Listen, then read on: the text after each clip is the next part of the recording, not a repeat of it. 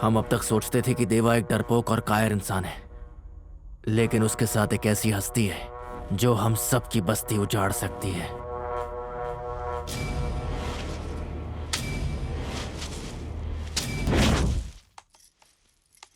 जय, तुम्हारी परवरिश शहर में हुई है, गांव तो पहली बार आना हुआ होगा ना? मजा तो आ रहा है ना? हाँ, अगर मम्मी भी आ जाती तो और मजा आता।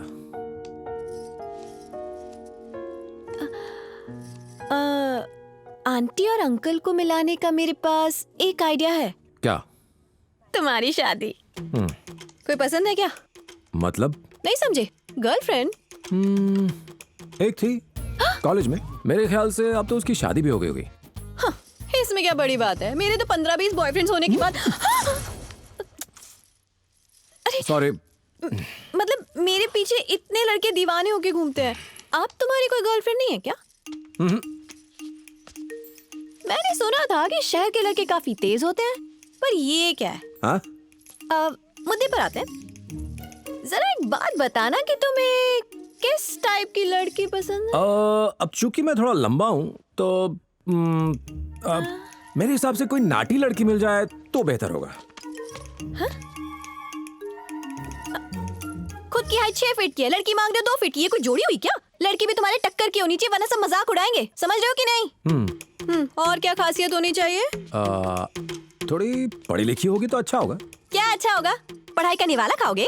अगर लड़का लड़की दोनों पढ़े लिखे हुए तो सिर्फ पैसे कमाएंगे, प्यार तो कहीं नहीं रहेगा। लड़की को बस ABCD आनी चाहिए ताकि बच्चे को होमवर्क करा ले, बस। तुम्हारी अकल क्या घास चढ़ने गई है?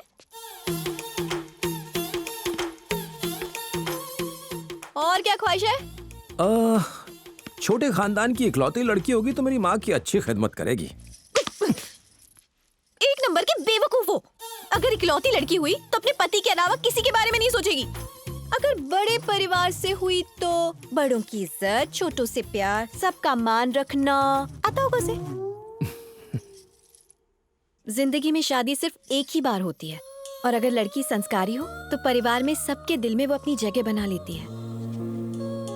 सही कह रही हूँ कि नहीं? वैसे तुम्हारी और शाम की जोड़ी एकदम हीर रांझा की जैसी है, फिर तकलीफ क्या है? क्या कहा? इश्क, वो भी उस चंपू शाम के साथ? तौबा करो, ऐसी गफलत में कभी मत रहना। अरे उससे ज्यादा खूबसूरत तो लंगूर होते हैं। एक ही बनियान और लुंगी में अपनी जिंदगी काट रहा है। पता नहीं दिन भर शरीर पर क्या लगाता रहता है। खुशबू की जगह बदबू आती है उसके पास से। अभी अभी मालूम पड़ा है चॉकलेट खाने से दांत सड़ जाते हैं।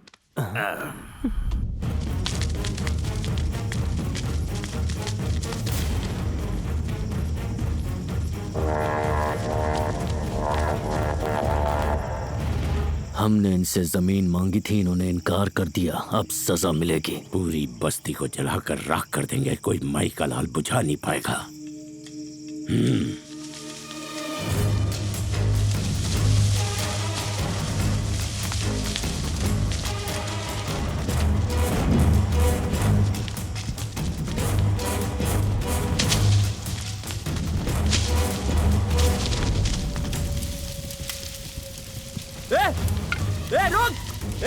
रुक! आग क्यों लगाई बे? भाग कर!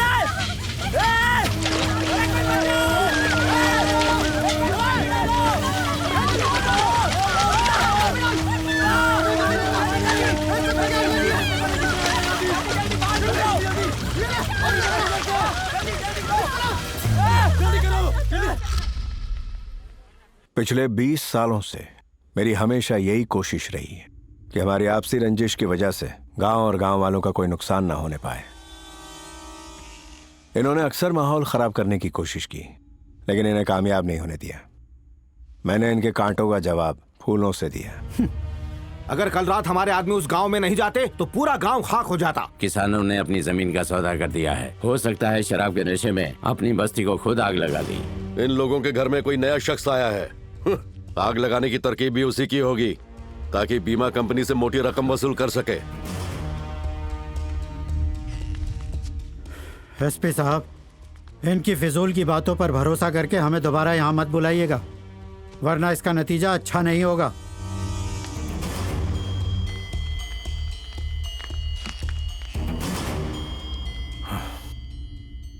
माफी चाहता हूँ देवा जी, मुझे पता है कि बस्ती इन्होंने ही जलाई है, लेकिन मेरे हाथ बंधे हुए हैं।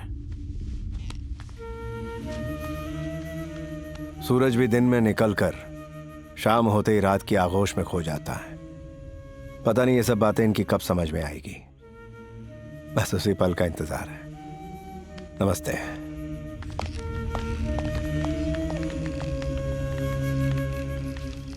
भाई मुझे तो लगा था कि इनके घरों को जलाने के बाद लोग हमसे मुकाबला करेंगे, लेकिन ये तो औरतों की तरह शिकायत करने पुलिस स्टेशन आ गए। आग तो सिर्फ बस्ती में लगाई थी, इरादा तो उसी आग में सबको राख कर डालने का था। तुम इंसान हो या हैवान? मुझे हैवान बोलने की हिम्मत की तूने? स्टेशन में क्या हो रहा है? तुझे क्या हो रहा है? छोड़ूंगा नहीं। क्या तो पीछे छोड़ो मुझे। हटिए। It's my warning, it's my last warning. जाइए।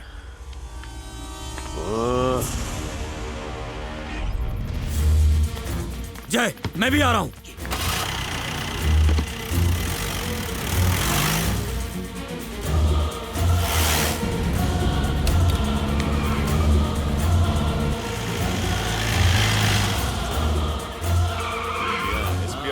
हाँ देख लेंगे। मैं वो जंगली हाथी हूँ जो अपने दुश्मन को अपने पैरों से रौंद दिया करता है। अगली बार मेरे गांव की तरफ नजर उठा के भी देखा तो ये सर धड़ से अलग कर दूंगा। भैया,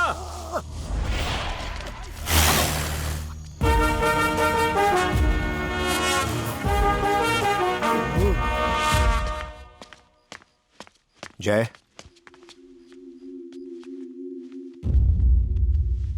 कहां से आ रहे हो बेटा?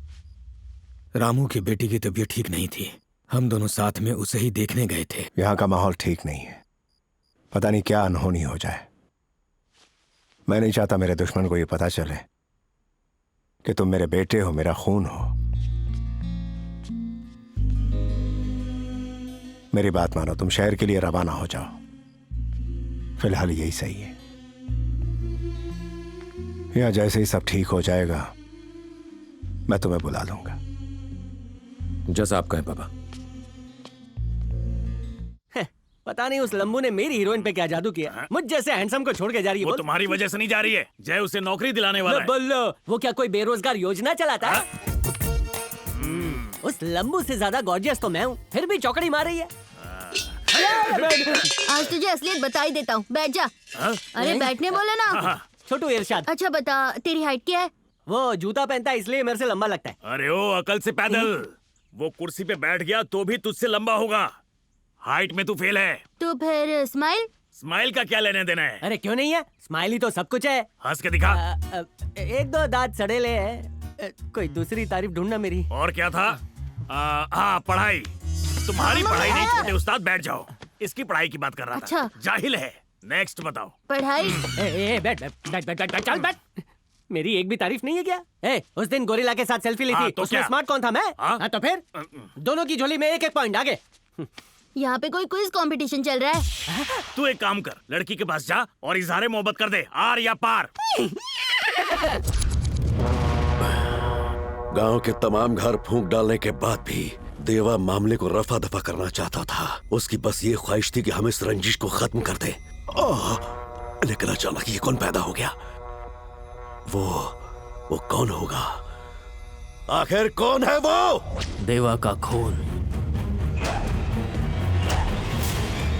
देवा का बेटा।